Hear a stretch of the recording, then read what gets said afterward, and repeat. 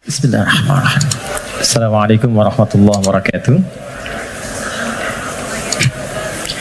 Alhamdulillah wassalatu wassalamu ala Rasulillah wa ala alihi wa sahbihi wa man walah wa ba'du. Faya ahbaballahi wa ahbaba rasulihi sallallahu alaihi wasallam, usi nafsi wa iyyakum bitaqwallahi faqad fazal muttaqun fala tamutunna illa wa antum muslimun. Faqala ta'ala ya ayyuhalladzina amanu taqullaha haqqa tuqatih wa la tamutunna illa wa antum muslimun. Teman-teman sekalian, mengawali jumpa kita di pagi menuju siang ini, kita bersyukur pada Allah Subhanahu wa taala masih diberikan kesempatan untuk bertemu, bersilaturahim dan menuntut ilmu. Semoga seluruh ikhtiar kita sampai dengan hari ini, detik ini diridhai dan dirahmati oleh Allah Subhanahu wa taala. Saya berusaha secepat yang mungkin saya lakukan untuk bisa sampai di sini dan memulai kajian kita. Kita akan menyambungkan dengan materi di pertemuan yang lalu. Tema kita hari ini secara singkat dan cepat kita akan bagi pada dua sesi. Yang pertama kita akan bicara tentang kunci cepat kebahagiaan dalam Al-Quran. Ya, shortcut bahagia itu seperti apa ditunjukkan oleh Allah di dalam Al-Quran. Kemudian setelah itu kita akan coba agak lebih banyak untuk berdiskusi. Barangkali ada beberapa hal yang ingin kita diskusikan, tanya jawab, saya bertanya Anda menjawab atau sebaliknya.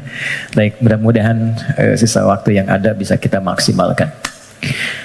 Setiap kita tidak akan luput dari persoalan seperti yang dibahas di pertemuan lalu. Dan ingat kuncinya, tidak ada manusia yang hidup yang tidak mengalami persoalan, yang tidak punya masalah. Itu mustahil. Quran surah kedua ayat 155 sampai 157. Allah menegaskan, saya sedikit menyingkat apa yang telah dibahas di pertemuan lalu. Walanabluwannakum bisyai. Setiap yang hidup pasti aku akan uji dengan beragam ujian kehidupan. Perhatikan cara menerjemahkannya. Untuk meningkatkan kualitas hambaku melalui ujian itu. Jadi, posisikan ujian adalah sebagai tes dari Allah yang menjadi fasilitas bagi kita untuk meningkatkan kualitas kehidupan. Itu poinnya. Ragamnya kata Allah bisa banyak. Minal khauf, kadang ada kegelisahan, kekhawatiran akan apapun. Kekhawatiran di rumah tangga, kekhawatiran di pekerjaan, kekhawatiran di kehidupan sosial, dan lain sebagainya. Wal ju', rasa lapar, apapun bentuknya. Wa naqsim minal amwal, harta berkurang. Ada hal-hal yang biasa kita nikmati menjadi tidak kita dapati. Wal anfus, diuji dengan penyakit sampai ada yang menggoncang jiwa, bahkan sebagian kerabat mungkin yang paling dekat dengan kita meninggalkan kita dan wafat. Wathamarat, ada hasil kerja keras yang telah kita titi sekian lama ternyata diambil oleh orang lain. Wabasyiris sabirin, dan berikan kabar gembira, ternyata desain ujian itu akhirnya kebahagiaan. Jadi kalau kita menjalani semua apa yang Allah ujikan kepada kita itu dengan benar, itu endingnya itu bahagia. Endingnya kebahagiaan, kenyamanan, ketentraman, kedamaian.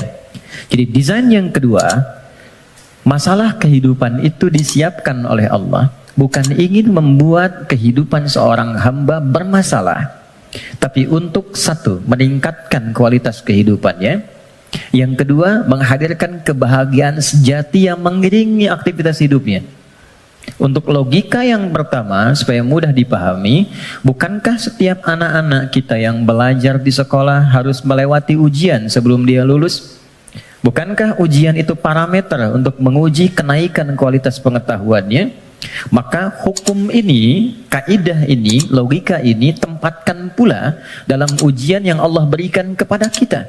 Anggaplah kita menjalani aktivitas kehidupan dan memang itu nyata adanya, lalu ada tantangan yang dengan itu akan meningkat keadaan diri kita.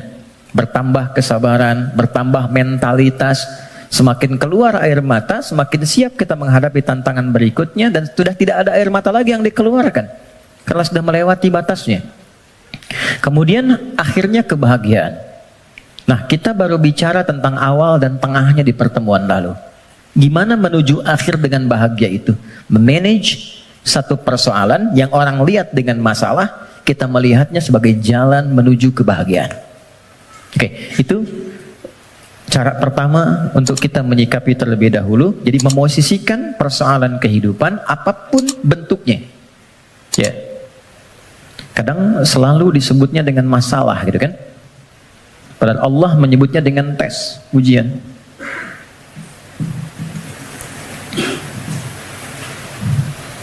Satu, untuk meningkatkan kualitas hidup. Tadi sudah saya sampaikan, bahkan dari sisi logikanya.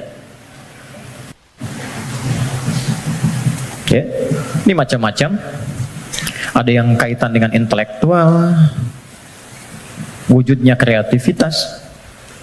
Ibu, teman-teman yang akhwat senang mana? Anak diam atau anak aktif? Aktif. Kalau diam kan gak enak ya.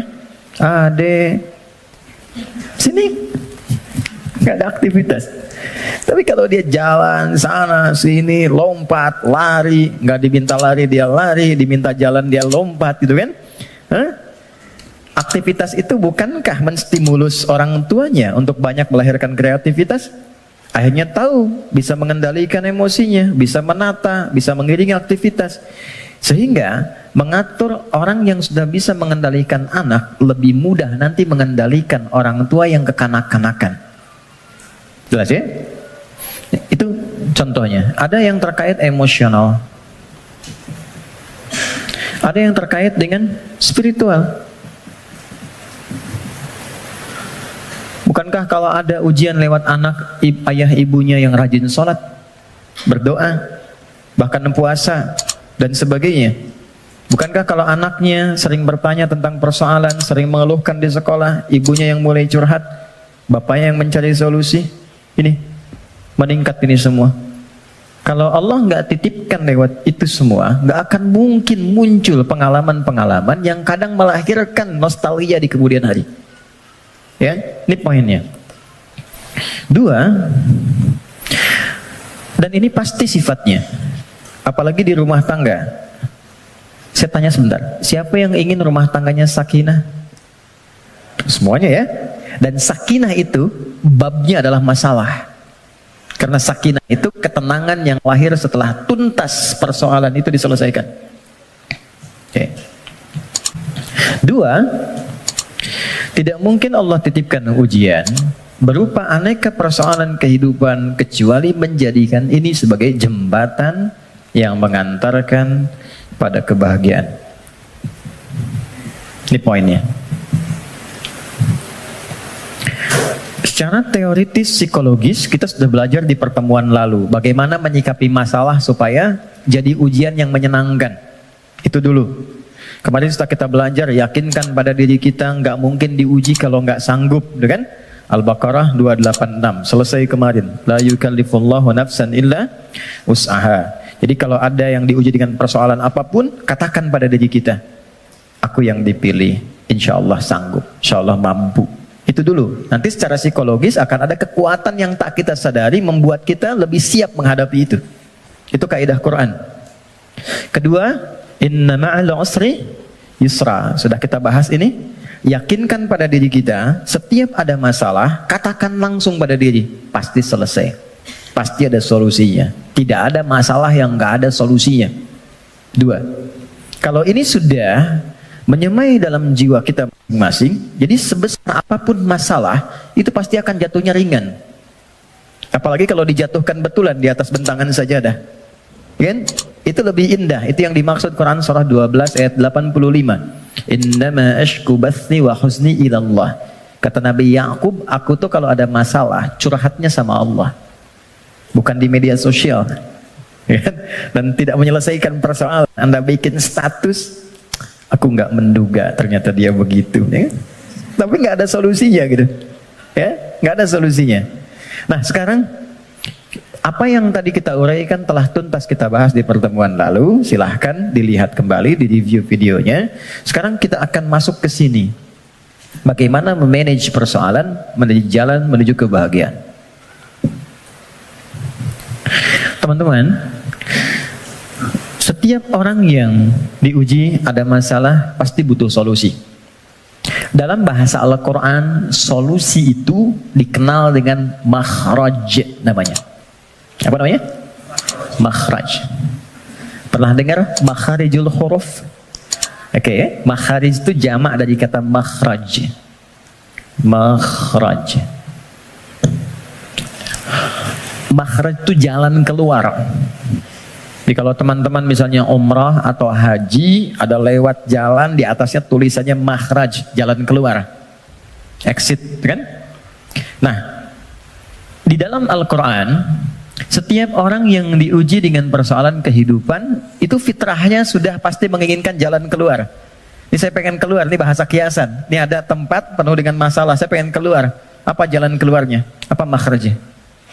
Kalau kita keluarkan ayat-ayat terkait dengan solusi dari setiap persoalan yang endingnya kebahagiaan, maka kita akan temukan satu, Quran surah ke-65. Kita mulai dengan basicnya Quran dulu ya, supaya nggak bisa didebat gitu.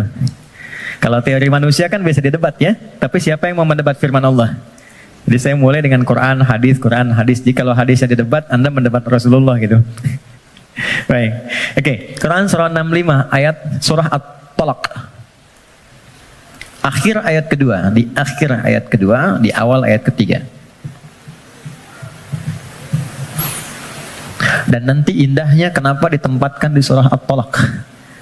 Ya, bahkan di titik paling nadir pun dari persoalan itu, yang kadang sengketanya, kadang di ujung seakan melahirkan perpisahan dan sesuatu yang tidak diinginkan, itu ternyata masih bisa disisipkan ending yang membahagiakan. Ya, ya kita bacakan ayatnya. Bismillahirrahmanirrahim. Langsung ke ujungnya saja, karena kita agak terbatas waktunya. Wa may yattaqillaha yaj'al lahu makhraja. Satu. Oke. Kalau saya tuliskan kelihatan ya, insyaallah ya. Dan kalaupun belum tampak secara langsung, nanti bisa direview videonya, jadi bisa terlihat lebih jelas. Saya naikkan ke atas. Waman, ini yang saya highlight dulu. Wa may yattaqillaha. Gini. Ya, dan kelebihan. Wa may yattaqillaha. Nih, kuncinya ini. Saya kotaki. Baru saya turunkan ke sini, ya ja'allahu makhraja. Makhraja. Oke, kita temukan kalimat makhraj di Quran. Satu. Waman, saya baca dengan man dulu, tidak saya baca dengan tajwid. Waman. Dan siapapun. Saya agak kurang sepakat dengan terjemahan dan barang siapa. Karena saya cari sampai sekarang nggak pernah ketemu itu barang punya siapa gitu. Barang siapa? Oke. Jadi saya lebih senang menerjemahkan dan siapapun. Dan siapapun. Nah, man ini di dalam bahasa Arab tuh kaidahnya berbunyi begini.